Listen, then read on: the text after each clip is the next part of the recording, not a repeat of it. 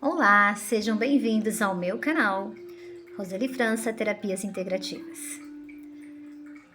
Hoje eu quero falar com vocês sobre o poder da palavra. O que a Bíblia diz sobre o poder da palavra? Qual é o poder da palavra na psicossomática da saúde do ser humano? Qual é o poder da palavra sobre as pessoas? Qual é o impacto do poder da palavra na minha vida e na tua vida? Vamos descobrir juntos? Eu vou começar lendo sobre o poder da palavra lá no livro de Gênesis. A Bíblia, ela é um livro que nos ensina e em todos os sentidos, em todas as áreas da nossa vida, a Bíblia, ela é um livro de receita que nos ensina a viver uma vida plena. Ela mostra o que é lícito fazer e o que não é lícito fazer. Eu quero começar lendo com vocês lá no capítulo 1. Esse é um capítulo do meu livro que eu escrevi, tá? E ele tá escrito em Gênesis, capítulo 1, primeiro até o versículo 3. O capítulo 1, então, o verbo criador. O que o nosso Criador diz quando ele criou o mundo? Ele usou o poder da palavra. Então ele disse, haja luz. Né? Então esse é o poder da intenção. Haja luz. No princípio criou Deus céus e terra. E disse, haja luz. Isso está escrito lá no livro de Gênesis, capítulo 1, do 2 ao 3. No início de tudo, Deus, ele não criou com as mãos, e ele criou com a voz. A criação se iniciou com uma palavra intencional. Uma ordem espiritual deu a origem à luz e símbolo do entendimento, da consciência, da clareza, da verdade, da clareza e da verdade. E isso nos revela um princípio espiritual poderoso. Tudo que existe começou com um comando. E tudo que você quer transformar em sua vida começa com uma intenção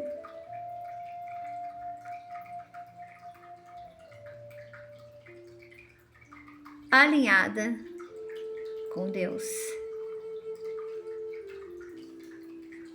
Então, quando eu quero que coisas boas aconteçam na minha vida, eu tenho que ter a minha intenção alinhada com as leis divinas. Quando eu estou em desalinhamento, as palavras que saem da boca da pessoa que está em desalinhamento são palavras negativas. E essas pessoas acabam cocriando essa intenção negativa sem perceber. E muitas vezes se perguntam por que as coisas boas não acontecem na minha vida. Então, o poder da palavra como uma ferramenta de criação. Assim como Deus disse, haja luz. Você também tem o poder de declarar e cocriar. As palavras que você diz têm força. Elas organizam sua mente, elas ativam frequências emocionais, elas projetam uma nova realidade. Quando você fala com fé e alinhamento, a tua palavra é semente criadora. E quando você reclama, amaldiçoa ou repete o medo, você paralisa a criação da sua luz. O caos antes da luz. A terra era sem forma e vazia. Havia trevas sobre a face do abismo. Esse versículo representa os momentos de nossa vida em que tudo parece confuso, escuro e sem direção. Quando estamos no abismo interior e ainda assim o Espírito de Deus paira sobre nós. O abismo interior são os teus problemas não resolvidos. São as emoções aprisionadas que não são liberadas. São as mágoas, são as angústias que causam depressões, medos que causam crises de pânico, ansiedade. São emoções negativas. Então, antes da luz, sempre há o caos. E antes da cura, sempre há a crise.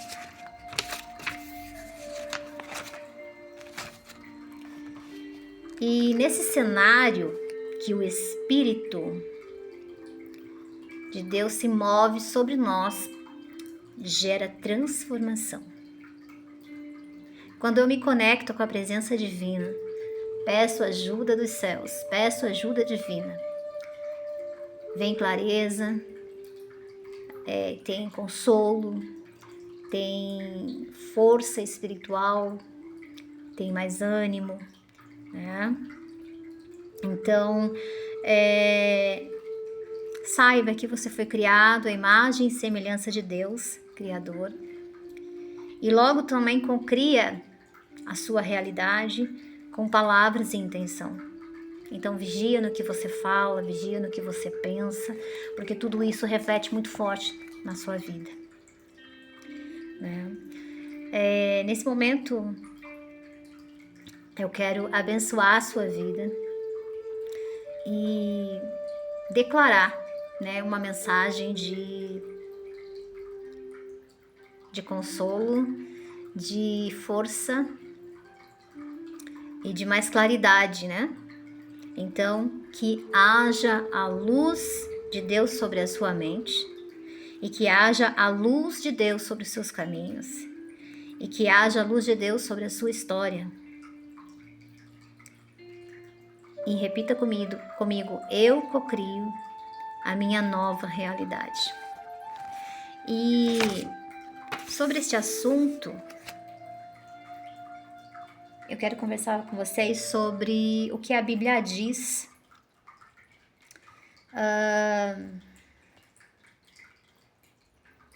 sobre emoções, né? Sobre relacionamentos abusivos, ambientes abusivos e como isso reflete na nossa saúde. Então eu vou ler alguns trechos da Bíblia. Então aqui, né, quais são as consequências, né, dessa desarmonia dos relacionamentos, né? Quais são as consequências que essas desarmonias causam na vida do ser humano. Então, aqui, o peso emocional que adoece o corpo. Lá em Provérbios 17, 22 está escrito assim, que o coração alegre é o bom remédio, mas o espírito abatido faz secar os ossos. Aqui vemos claramente que o princípio da psicossomática, das emoções saudáveis, fortalecem o corpo, enquanto as feridas, tristeza, medo, abuso, rejeição, trazem doenças. O sofrimento por convivências abusivas em ambientes abusivos, relacionamentos abusivos, sistema familiar abusivo, né? Casamentos abusivos, sociedade abusiva. Então, aqui o que a palavra diz em Provérbios está escrito assim, Provérbios capítulo 22, 24 e 25. Não andeis com o homem iracundo, nem vos acompanheis com o homem colérico, para que não aprendais as suas veredas e não caiais em armadilhas. Então aqui a palavra alerta que conviver com pessoas abusivas, coléricas e violentas causa dano emocional e espiritual, levando à destruição interna. Destruição interna, tá? Para vocês entenderem bem. Então, quando guardamos dor, culpa, ou abuso em silêncio, que isso não é tratado, eu não relato para ninguém, eu guardo isso para mim, o corpo reage, envelhece, adoece, enfraquece, né? Ele sofre as psicossomáticas do ambiente, né? Então, o efeito da angústia prolongada no corpo da pessoa ali. Então, qual é o efeito? Vamos ver aqui. Em Provérbios 12, 25 diz assim: o coração ansioso deprime o homem, mas uma boa palavra o anima. Então, veja que o coração ansioso, deprimido, né? Ele causa uma decadência ali emocional e até física no homem. Mas quando alguém vem com uma palavra boa, uma palavra até mesmo espiritual, né, isso anima a pessoa, faz a pessoa enxergar com mais clareza o que ela não estava enxergando. Então, o quanto é bom uma palavra de consolo, uma palavra de claridade mental, né? Uma palavra que vá levar essa pessoa a refletir sobre as dores que ela carrega e que faça a conduzir ao próximo nível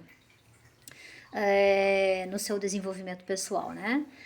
Então, a ansiedade, medo e tristezas contínuas comuns em relacionamentos abusivos levam à depressão e sintomas físicos, tá? Como a amargura, né?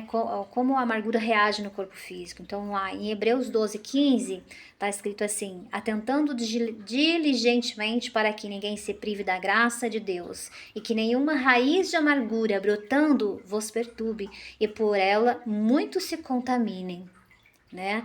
Então, pessoas que vivem amargurados ali no ambiente familiar, seja no relacionamento, seja no sistema familiar, até os outros que estão à sua volta acabam se contaminando com aquilo, acabam carregando a dor do outro, né? Acabam vivendo esse ambiente amarguroso, né? Doloroso de viver ali, de conviver ali. E isso causa psicossomáticas de doenças nessas pessoas que convivem com a pessoa amargurada, né? Então, a amargura é uma energia emocional destrutiva que contamina espiritualmente e fisicamente quem a carrega. E nas convivências abusivas, a amargura é uma ferida profunda que precisa ser curada. Né? Deus como restaurador emocional e físico, né? Deus ele pode nos curar sim, espiritualmente, mentalmente, fisicamente, se a tua fé estiver ativada, né? Se você tem fé que ele pode, do tamanho de um grão de mostarda, já é o suficiente para você receber essa mudança, força, coragem, fortaleza, né? Então, em Salmos 147, versículo 3, está escrito assim: sara os quebrantados de coração, ele exata as feridas, né? Cura as feridas, né? Então, o quanto é importante a nossa relação com Deus, quanto é importante nós tratarmos as feridas emocionais que guardamos por anos, por décadas, e que refletem como doença no corpo, seja psicologicamente, seja uma depressão, seja ansiedade, pânico, seja as doenças, né? Todo tipo de doença, ela tem a psicossomática que começa no emocional e reflete no corpo físico. Então, quem precisa de terapia? Quem precisa, né, de tratar, né, traumas, todos que têm uma doença no corpo físico, todos, seja ela emocional, mental, física, precisa ser tratado, porque por trás dessa doença tem os traumas a serem resolvidos, né? Então, eu peço que você compartilhe, curta, ative o sininho para que o YouTube compreenda que esses ensinamentos que eu passo aqui, né, de compreensão, para que o YouTube entenda que vocês estão gostando desse tipo de conteúdo e que eu possa fazer mais. Quanto mais conhecimento, mais a gente encontra o caminho certo a seguir, tá bom? Deus abençoe a todos.